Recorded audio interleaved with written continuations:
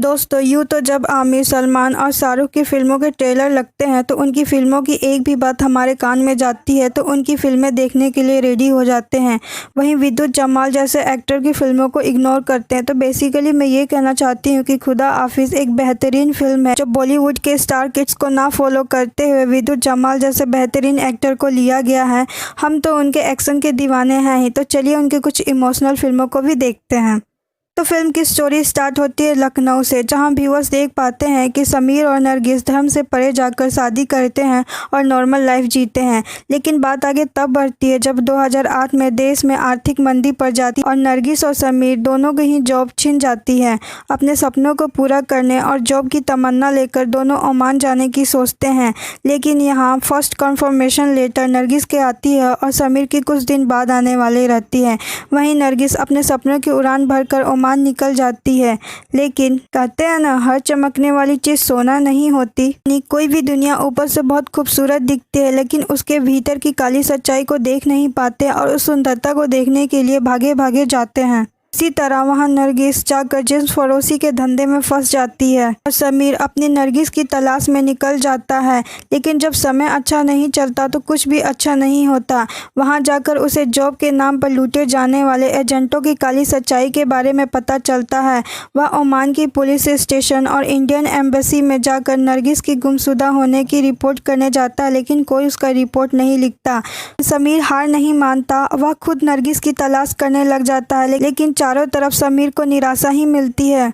नरगिस के ना मिल पाने की वजह से उसकी घबराहट और बेचैनियां बढ़ने लगती हैं। लेकिन कहते हैं ना, जब हम चारों तरफ से मुसीबत और परेशानियों में घिर जाते हैं तो ऊपर वाले हमारी ज़िंदगी में किसी को फरिश्ता बनाकर मदद करने के लिए ज़रूर भेजते हैं। उसी तरह समीर की ज़िंदगी में अनु मलिक आते हैं जो एक टैक्सी ड्राइवर रहते हैं। जहां अनु मलिक अपने करीबियों से पता लगाकर समीर को बताते हैं कि नरगिस को जिस फरोशी के धंधे में फंसा दिया गया है। ये सब जानकर समीर की दिल की धड़कनें बढ़ने लगती है। समीर जोरों से नरगिस की तलाश में लग जाता है, जहां उसकी लड़ाई नरगिस को पकड़ के ले जाने वाले गुंडों से होती है, जिसकी वजह से उसे ओमान की पुलिस गिरफ्तार कर लेती है।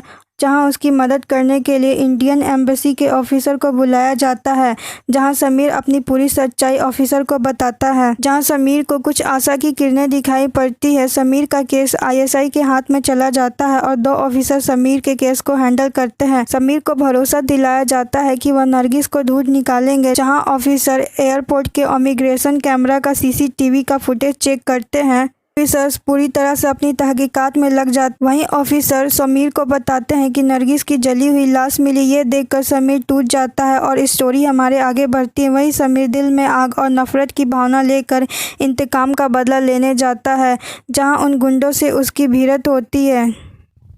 वहीं समीर का एक सच्चे दोस्त की तरह हर वक्त साथ देते अनु मलिक दिखाई पड़ते हैं।